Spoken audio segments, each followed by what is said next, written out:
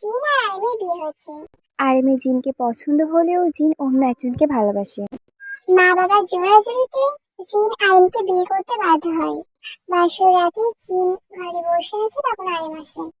আরিম ঘরে ঢুকতেই জিন বলে ওঠে, আপনাকে আমার কিছু বলার আছে। তোমাকে আমার কিছু বলার আছে, তুমি আগে বলো কি বলবে। আমি একজনকে ভালোবাসি। তুমি একজনকে ভালোবাসো আর তুমি আমাকে আজ সেটা বলছো। তুমি অন্য কাউকে ভালোবাসো তো আমাকে কেন বিয়ে করতে গেলে? আমি এই বিয়েটা করতে চাইনি, আমাকে আমার মা বাবা জোর করেছে।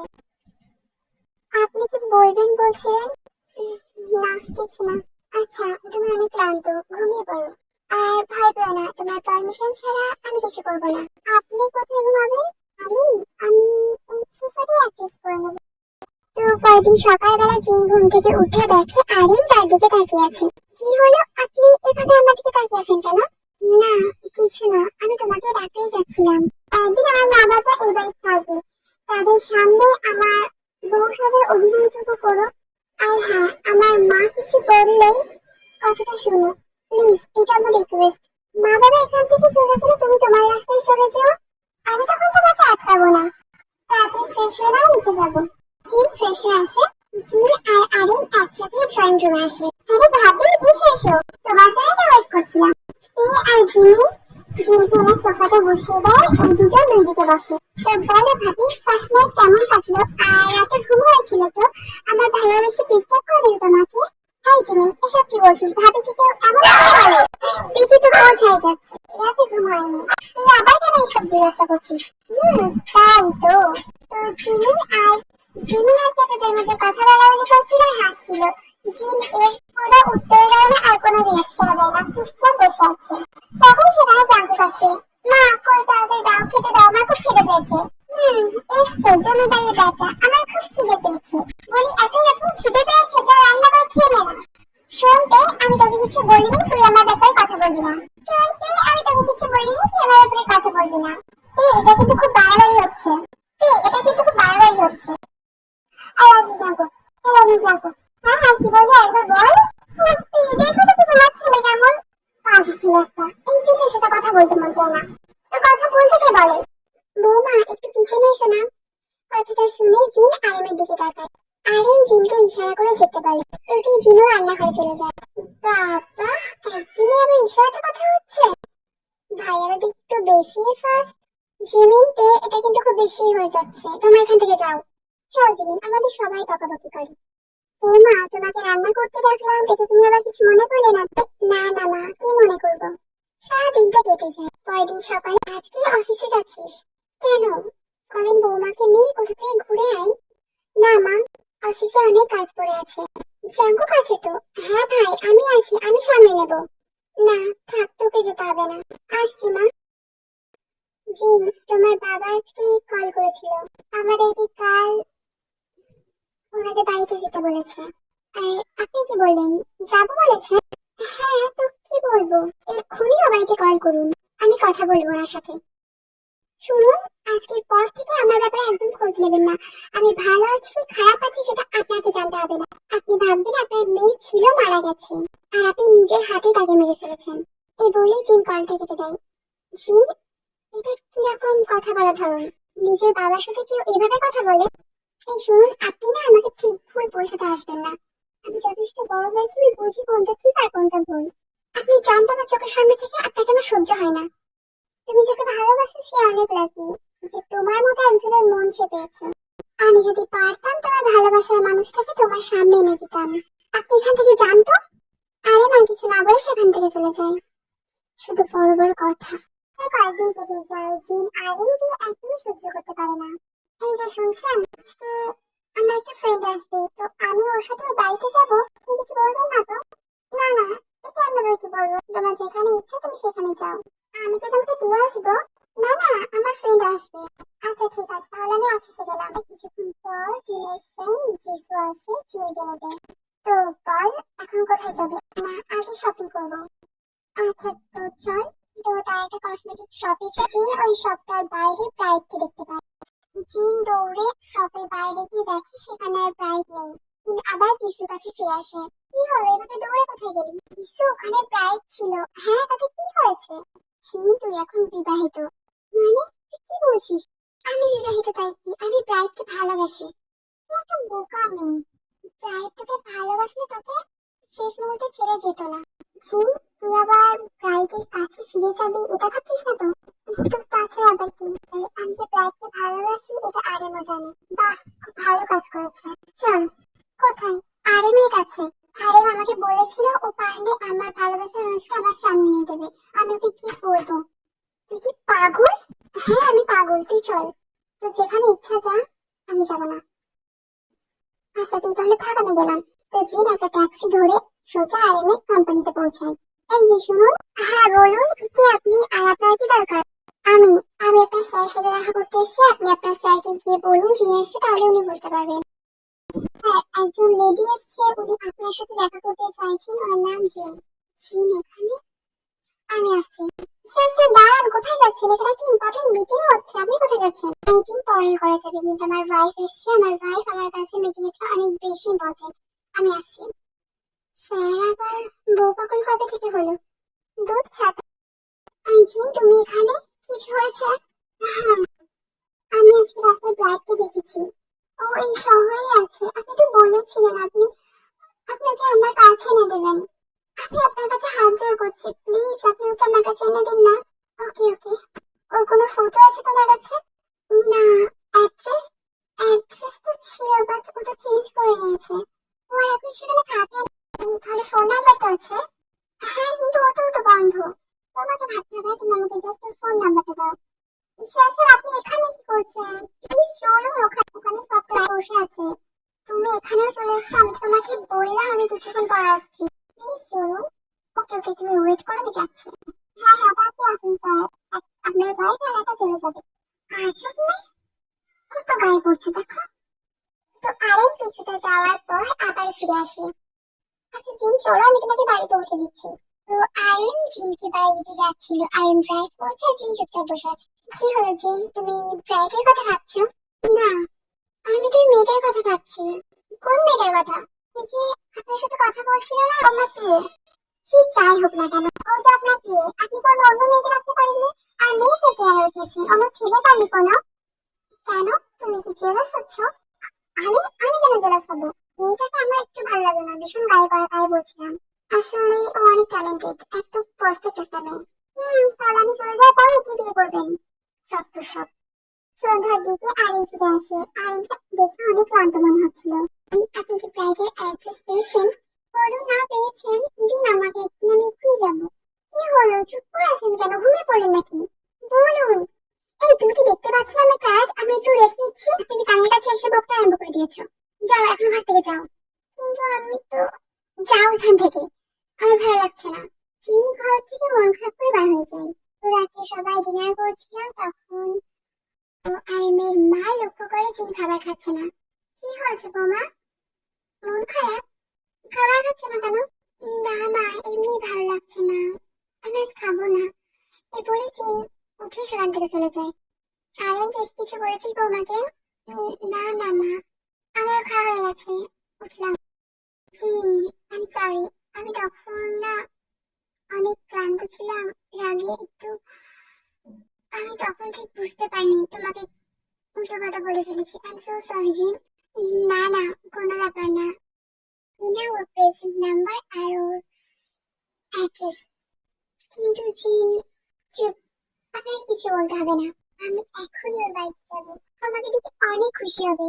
জিন আমার কথা শোনো, আমি পরে শুনবো আপনার কথা, আমি আসছি। তো জিন বাড়ি থেকে গাড়ি নিয়ে বার হয়ে পড়ে। জিন আরিমের দেওয়া অ্যাড্রেসে পৌঁছায়। কোর্টে একজন মহিলা ডোর ওপেন করে। আপনি? আমি জিন। ব্রাইড বাড়িতে আছে? হ্যাঁ উনি ঘরে আছে, আসুন ভিতরে আসুন। আপনি কি? আমি ওয়াইফ। তাই বিয়ে করে ফেলেছে? হয়তো ভালোই আছি আপু। আচ্ছা, আমি ওর ফ্রেন্ড, আমি ওর সাথে দেখা করতে এসেছি, একটু ডেকে দেবেন? তো তখন একটা ছোট ছেলে দৌড়ে বেঁচে আসে।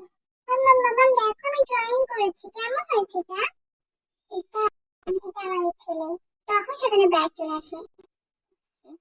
জিন তুমি এখানে? অবাক হচ্ছে আমাকে এখানে দেখে? জিন গিয়ে ব্রাইডকে একটা থাপড় মারে। তুমি ওকে মারছো কেন? মারছি কেন? জানেন কেন মারছি? বিবাহিত হওয়া সত্ত্বেও, ওর একটা বাচ্চা থাকা সত্ত্বেও আমার সাথে রিলেশনে ছিল। আপনি জিজ্ঞাসা করছেন কেন মারছি?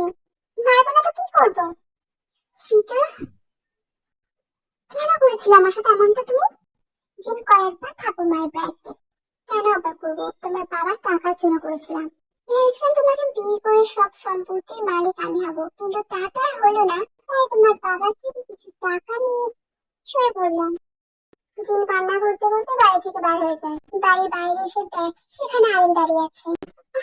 এখানে আপনি জানতেন তাই না এরকম কিছু হবে? আপনি কেন বললেন না আমাকে প্রথমে কথাটা? জিন তুমি আমার কোনো কথাই তো শুনলে না, চলে। তো তারপর আরিন জিনকে নিয়ে বাড়ি ফিরে আসে। জিন মুড অফ করে বলছিল, তখন আরিনের মা জিন ও আরিনকে খেতে ডাকে। আরিন জিনকে কিছু না বলেই চলে যায়। দেখো চলে গেল খেতে।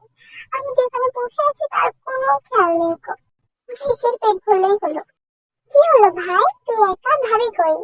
তোর ভাবির শরীরটা খারাপ। মা তুমি খাবার বেড়ে দাও, আমি ঘরে নিয়ে যাই। আরিন খাবার নিয়ে ঘরে আসে। আজও মানুষ আপনি, আমি যে ঘরে না খেয়ে বসে আছি তার দিকে কোনো খেয়াল নেই আপনার, তাই না? নিচে ড্যাং ড্যাং করে খেতে চলে গেলেন। চিনু, আমি তোমার জন্যই খাবার আনতে গেছিলাম। এখন তুমি যদি বলো তুমি খাবে না, তাহলে আমি খেয়ে নিতে পারি। না না, আমি কখন বললাম খাবো না? দিন, খাচ্ছি। তো তারপর চিন খাবার খেয়ে নেয়। চিন, তোমাকে একটা কথা বলবো। বলুন। আচ্ছা চিন, তুমি কি পারো না সব ভুলে গিয়ে আবার নতুন করে শুরু করতে? মানে আমাকে কি একটা সুযোগ দেওয়া যায় না? আমাকে কি এতটাই খারাপ মনে হয় তোমার? আপনি খারাপ আমি কখন বললাম? তাহলে তুমি সবসময় আমাকে ইগনোর কেন করো?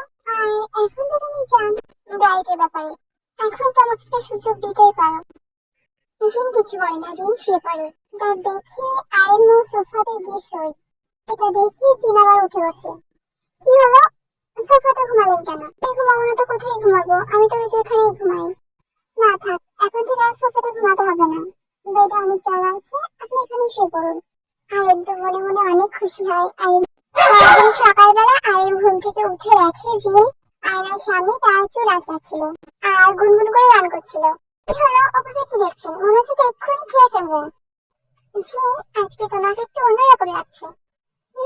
তা তো লাগবেই। আজকে আমি শাড়ি পরেছি, এই দেখুন চুড়ি পরেছি। কেমন লাগছে আমাকে? তোমাকে তো সবসময় সুন্দর লাগে। তা তো আমি জানি, কিন্তু একটু খালি খালি লাগছে না? কেন? কি খালি লাগবে? তো আইন গিয়ে জিনকে একটা টিপ পরিয়ে দেয়। এবার ঠিক আছে। জি, আমার টি শার্টটা নিয়ে এসো তো। যাচ্ছি, একটু ওয়েট করুন। তাড়াতাড়ি দাও। যাচ্ছি তো। আরে না, তো টাওয়াল পরেই ওয়াশরুম থেকে বার হয়ে পড়ে। আর তখন জিন টি শার্ট নিয়ে যায় আইনের কাছে। ইস, আপনি এভাবে? তো কি হয়েছে? এই নিন আপনার টি শার্ট, আর যান গিয়ে পরে নিন তাড়াতাড়ি। ভাবিকে একটু অন্যরকম লাগছে, এত হাসি খুশি তো ভাবিকে দেখা যায় না। জিমিন, তুই কি বুঝিস না কিছু নাকি? এখনো বাচ্চাই রয়ে গেলি। কি? জিন, আমি তাহলে আসছি। মা আসছি।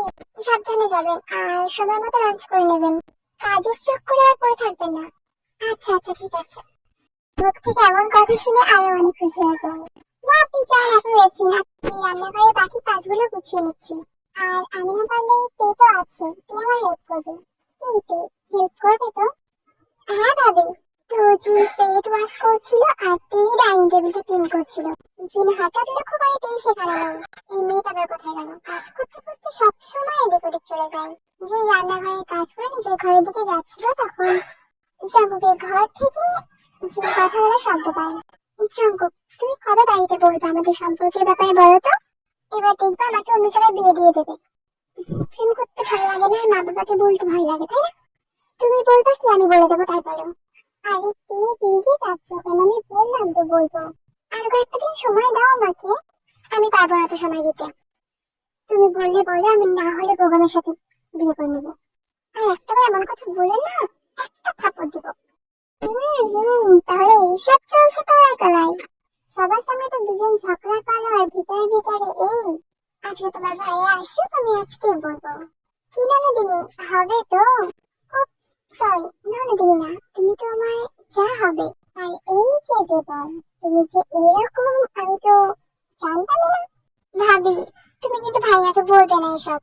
না না ভাবি, তুমি বলবে। তোমার দেবর কিচ্ছু বলতে পারে না, সবসময় ভয় পাই। তুমি বলবা। বলবো। আর তুমি কাজ করতে করতে চলে এলে কেন? আমার কি দোষ? জাঙ্কুকির আমাকে টেনে নিয়ে চলে এলো। আচ্ছা তোমরা কথা বলো, আমি গেলাম। তো সন্ধ্যার দিকে আয়ন ফিরে আসে। জিন তখন ওয়াশরুমে ছিল। জিন তাড়াহুড়ো করে বার হতে গিয়ে পড়ে যায়। তোমার তাড়াহুড়ো কিসের শুনি? সাবধানে হাঁটাচলা করতে পারো না? আমি কি জানতাম আমি পড়ে যাবো? তো আস্তেই হাঁটাচলা করি। কে চাই নিজের থেকে পড়ে যেতে? থাক, তুলতে হবে না, আমার লাগেনি তো। আচ্ছা দাও, আমি তোমার চুলটা মুছে দিচ্ছি।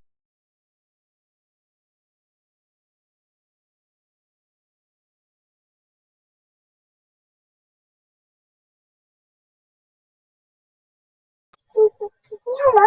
আচ্ছা যে তুমি তাড়াহুড়ো করে কেন আসলে বলো তো? জঙ্কুক আই পে একে অপরকে ভালোবাসে, কারণ না ভয়ে বলতে পারছি না। তো কি? কিন্তু কি মানে? ওদের বিয়ের ব্যবস্থা করো। আহিম এক পাক পা করে জিনের দিকে এগিয়ে আসে। Sorry baby, but this time I cannot control myself. This time I really need you. I need you so much, baby. Come. জিনকে কিস করতে স্টার্ট করে। জিনও আরিনের সাথে মুভ করছিল। তারপর কিছুক্ষণ কিস করার পর আরিন জিনকে হঠাৎই ছেড়ে দেয়। সরি জিন, আমি কি তোমাকে বাধা দিয়েছি? এবার জিন নিজে থেকেই আরিনকে কিস করতে থাকে। তারপর আরিন জিনকে কোলে তুলে বেডে নিয়ে গিয়ে শুয়ে দেয়। তারপর তারা হারিয়ে যায় তাদের ভালোবাসায় কাটছে। সকালে উঠে জিন নিজেকে নেকেড অবস্থায় আরিনের পাশে দেখে ভীষণ লজ্জা পেয়ে যায়। জিন তাড়াহুড়ো করে উঠে যায়, কিন্তু আরিন তাকে জড়িয়ে ধরে। জিন প্লিজ যেও না, ছাড়ো, আমি ফ্রেশ হবো। না। আচ্ছা জিন, যেটা কাল রাতে হলো সেটা আরেকবার করলে কেমন হয় বলো তো? ছি, কিসব বলছো? আচ্ছা ঝিয়ে, কাল রাতে তো নিজের থেকেই সব করছিল। চুপ করুন আপনি। শোনো, আমার খিদে পেয়েছে। তো খিদে পেয়েছে তো ছাড়ুন, আমি কি ব্রেকফাস্ট রেডি করি? না, ব্রেকফাস্ট করলে খিদে মিটবে না। তাহলে নিশ্চয় তুমি একটু ভালো করে জানো। হুম, তো ব্রেকফাস্টের পর জিন পেট ওয়াশ করছিল, তখন আরিন জিনকে পিছন থেকে দিয়ে জড়িয়ে ধরে। উফ, কি হচ্ছে এটা? আমি তোকে কাজ করছি। তো করো, আমিও তোমার কাজ করছি। ভাইয়া, ভাবি, তোমরা দুজনে ভাবে এখানে রোমান্টিক করতে পারো না? আর ভাইয়া, তুই আজকে অফিস যাসনি? না। আজকে ওখানে কি করছিস? হ্যাঁ, আমি তো আসলাম ভাবির হেল্প করতে, তুই এখানে কি করছিস তাই বল। আমি আমি তো তোর ভাবি রান্নার কাজে হেল্প করছিলাম। তাই নাকি? ভাবি না রান্না করছে না, ভাবি প্লেট ওয়াশ করছে। ওই তো, আমিও প্লেট ওয়াশ করছিলাম। তা তো দেখতেই পেলাম। জিম, তুমি কাজ করো, আমি ঘরে গেলাম। রাতে জিম ব্যালকনিতে দাঁড়িয়েছিল, তখন আইন জিমের কাছে যায়। কি হলো জিম, চাঁদ দেখছো? না তো। আমি কেন চাঁদ দেখবো? আমার চাঁদ তো আমার কাছেই আছে, আমি কেন ওই দূর আকাশের চাঁদকে দেখতে যাব? আমি তো শুধু ওই দূর আকাশের চাঁদকে বলছিলাম যে তোমার থেকে আমার চাঁদ আরো সুন্দর। দেখুন না, ওই দূর আকাশের চাঁদের গায়ে তো দাগ আছে, খুঁত আছে, তাই না? কিন্তু আমার চাঁদে কি খুঁতটুকুও নেই। থ্যাংক ইউ আপনাকে আমার লাইফ আসার জন্য। সেদিন সেদিন যদি মা বাবা জোর করে আমার বিয়ে টেনে দিত, তাহলে আমি আপনাকে পেতাম না। ভালোবাসি আপনাকে, আমিও ভালোবাসি জিনা, অনেক বেশি ভালোবাসি তোমাকে। আর সারা জীবন এভাবেই ভালোবেসে যাবো।